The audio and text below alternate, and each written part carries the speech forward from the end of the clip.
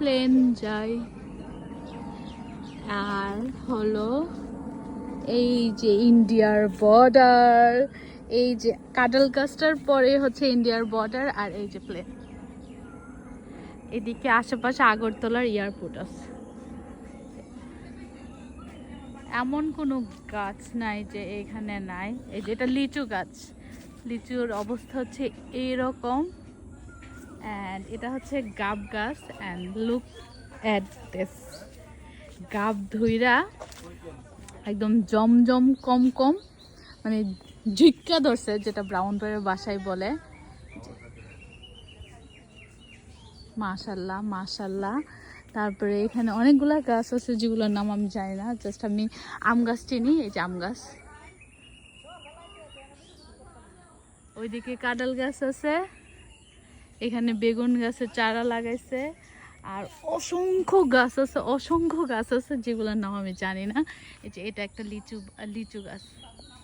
আমি ভুল বলছিলাম তখন, এটা লটকন গাছ, গাব গাছ বলতেছিলাম, লটকন গাছ।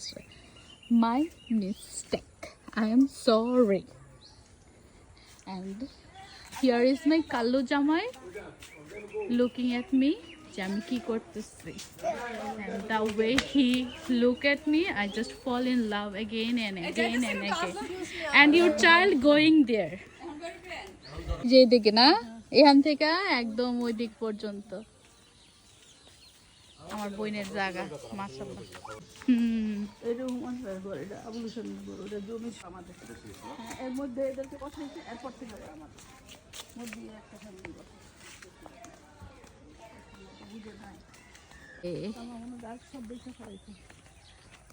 আন্টির বাসা, মানে আমার খালার বাসা।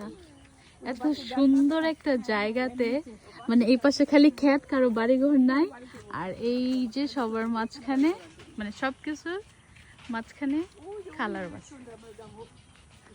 And this is so pretty.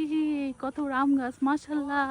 বাড়িতে আয়া ফুটবল খেলতেছে। এর হচ্ছে আজদানের ছোট নানু বাসা, ছোট ছোট ছোট নানুর বাসা। ফুটবল খেলতে খেলতে যাইতাছে।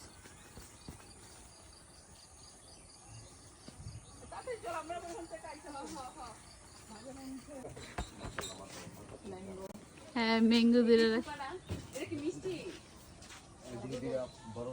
আন্টির বাসার গাছের আম বড় হয়েছে। আসসালামু আলাইকুম। এখন খালার বাসা থেকে ওই দিকে একটা রেস্টুরেন্টে যাবো। দেখেন গ্রামের মধ্যে রেস্টুরেন্ট, সেই